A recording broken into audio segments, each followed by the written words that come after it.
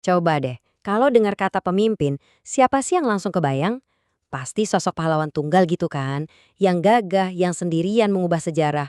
Gambaran yang, ya, sering banget kita lihat di film atau buku. Tapi, gimana kalau saya bilang, gambaran ikonik itu keliru? Gimana kalau itu semua cuma mitos yang kedengarannya keren aja? Langsung deh kebayang tokoh-tokoh kayak ya Alexander Agung, Napoleon, atau kalau zaman sekarang mungkin CEO teknologi yang visioner. Sosok jenius yang kelihatannya tuh sendirian aja gitu. Nanggung semua beban, terus menang. Ide ini wah, kuat banget dan udah nempel di budaya kita. Nah, para peneliti ternyata punya istilah keren buat ini. Narasi Hollywood. Pas banget kan? Karena istilah ini tuh bener-bener nangkep ide dramatisnya. Seolah-olah satu pahlawan itu adalah kunci dari segalanya. Tapi, ya kayak film blockbuster aja. Jangan-jangan ceritanya lebih banyak fiksinya daripada faktanya. Oke, sekarang mari kita bongkar yuk mitos pahlawan ini. Kenapa sih kita suka banget sama cerita beginian? Dan asumsi-asumsi apa aja yang sebenarnya ada di baliknya? Ternyata, narasi Hollywood ini tuh berdiri di atas 3 pilar utama. Pertama, asumsi kalau kita, sebagai massa, butuh banget diselamatkan. Kedua, si pemimpin ini emang dari sananya udah superior, udah beda. Dan yang ketiga, semua pujian, semua kredit, ya cuma buat dia seorang. Pola pikir kayak gini akrab banget kan di banyak bagian hidup kita? Nah, ini dia masalahnya. Di dunia yang serba kompleks dan nyambur kayak sekarang, ngandelin satu pahlawan aja tuh bukan cuma kuno, tapi ini beneran berbahaya. Kenapa? Karena ini bisa melumpuhkan inisiatif, bikin semua orang jadi bergantung, dan ujung-ujungnya sistemnya jadi rapuh banget.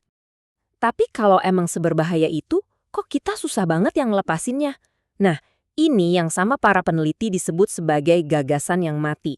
Idenya tuh sebenarnya udah salah, udah terbukti keliru, tapi tetap aja hidup. Ternyata ada beberapa alasan kuat loh. Pertama, cerita pahlawan itu simple, gampang dicerna, dan bikin kita ngerasa tenang. Terus, secara psikologis, kita emang punya kecenderungan buat muji satu orang kalau berhasil dan nyalahin satu orang kalau gagal. Gampang kan?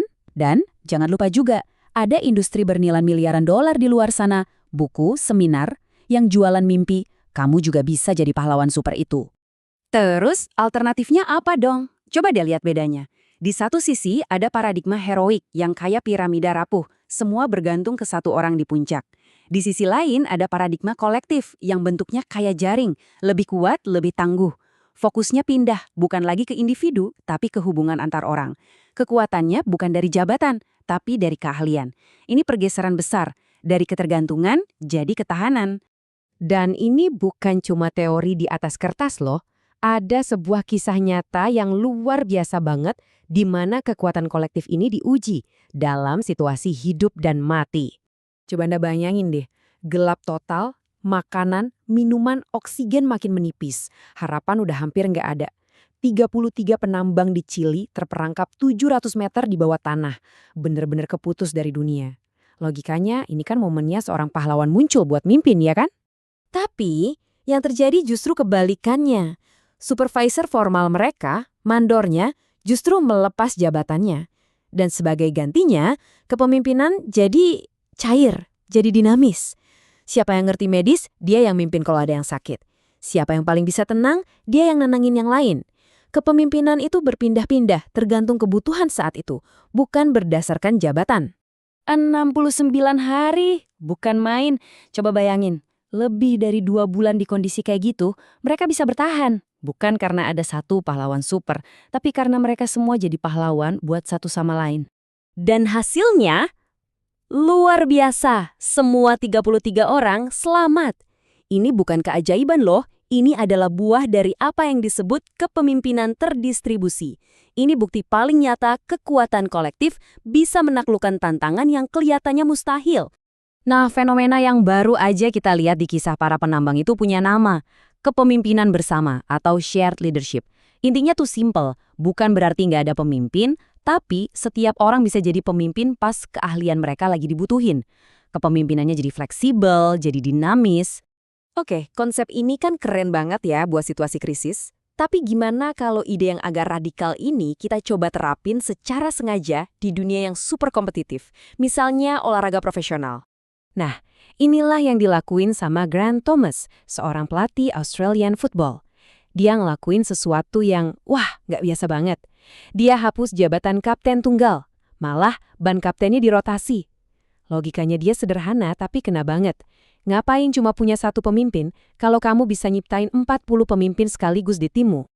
Dari studi kasus ini, kita bisa dapat beberapa pelajaran penting nih. 1. Kepemimpinan itu skill yang bisa dilatih, bukan bakat bawaan lahir. 2. Pemimpin yang hebat itu justru yang bisa bikin orang lain bersinar, bukan dia doang yang terang. 3. Risikonya jadi lebih kecil karena nggak bergantung sama satu orang. Dan 4. Komitmen tim jadi lebih kuat karena semua orang merasa punya tanggung jawab. Oke, jadi apa nih kesimpulan utamanya? Setelah kita ngeliat teorinya, denger kisah nyata yang dramatis, sampai lihat contohnya di dunia olahraga, semuanya ngerucut ke satu hal. Pergeseran cara kita berpikir. Pergeserannya tuh dari sini ke sini. Dari fokus ke satu individu heroik, ke fokus membina jaringan hubungan. Dari ngandelin jabatan formal, ke manfaatin keahlian dimanapun itu ada. Dari percaya kalau pemimpin itu dilahirkan, ke pemahaman kalau kepemimpinan itu bisa dikembangkan oleh semua orang.